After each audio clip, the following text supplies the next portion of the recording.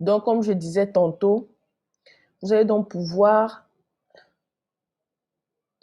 cibler selon les données démographiques, selon l'intérêt, ce qui intéresse votre audience, selon les comportements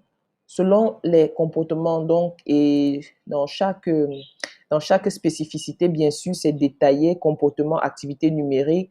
Par exemple, on parle d'anniversaire, ça peut être intéressant pour une promotion et de cibler peut-être, de dire, si vous, supposons que vous vouliez vraiment personnaliser une publicité, vous pouvez faire une publicité et cibler donc les personnes dont l'anniversaire est bientôt et dire pour votre anniversaire, je vous offre une réduction de, je sais pas moi, 50%.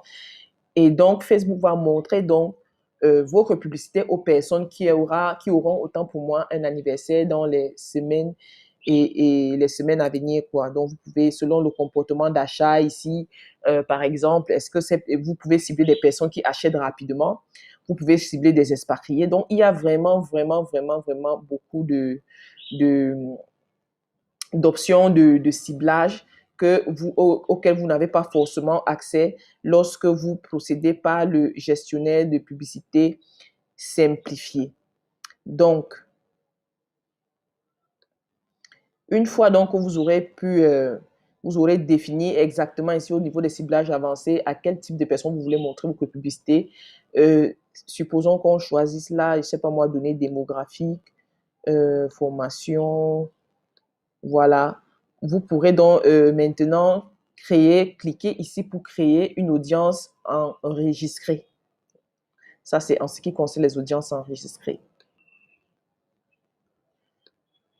Maintenant que vous avez créé votre audience enregistrée, vous avez commencé à faire de la publicité avec cette audience enregistrée et que les personnes ont commencé à interagir avec votre page, avec vos publications, vous allez donc pouvoir maintenant créer des audiences personnalisées.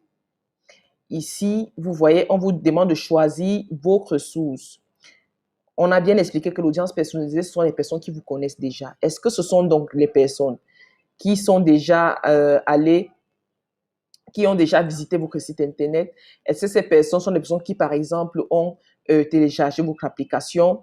Est-ce que ce sont des personnes qui ont déjà acheté vos produits et comme ça, peut-être vous avez un fichier Excel où il y a leur nom, leurs coordonnées, vous allez pouvoir enregistrer dans ce fichier Excel pour pouvoir les recibler. Est-ce que ce sont des personnes qui sont déjà venues dans votre boutique, activité hors ligne? Donc, est-ce qu'elles sont déjà venues dans votre boutique? Est-ce que ce sont des personnes qui ont vu vos vidéos, qui ont rempli un formulaire, qui ont rempli votre instant expérience, sont allés sur votre shopping en ligne, sur votre e-commerce? Est-ce que ce sont des personnes qui sont abonnés à votre compte Instagram, qui ont manifesté de l'intérêt pour un de vos événements, qui ont manifesté d'un intérêt sur votre page, qui se sont abonnés, qui ont liké, ou alors qui ont réagi à une annonce sur Facebook. Donc, je pense que pour un début, on pourra prendre par exemple l'exemple des personnes qui ont interagi avec la page et on va cliquer dessus, aller sur suivant. Et ici, donc, on demande de choisir la page en question.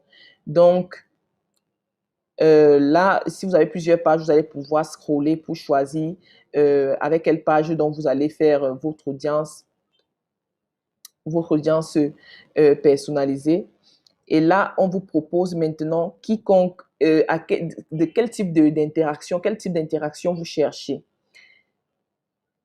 Quiconque a interagi avec votre page. Donc, peu importe que ce soit des personnes qui ont juste cliqué et qui ne se sont pas abonnées, si elles ont juste cliqué peut-être sur une publication de votre page, alors c'est considéré comme une interaction.